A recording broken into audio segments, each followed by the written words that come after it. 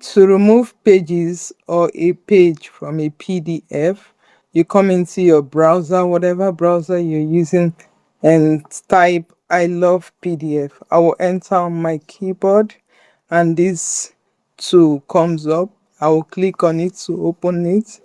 Now you have a wide range of things you can do with this tool. Just to note, this is entirely free. I'm going to come to all tools here and you will see that it says remove pages. You click on remove pages and here it gives you the option to select a PDF file. I'm going to select this PDF so you can see my PDF here, and it's asking me what page I want to remove. I want to remove this page. You can either type it in here and I'll click on remove pages. Now it's removing the pages I selected for me, which is only one page.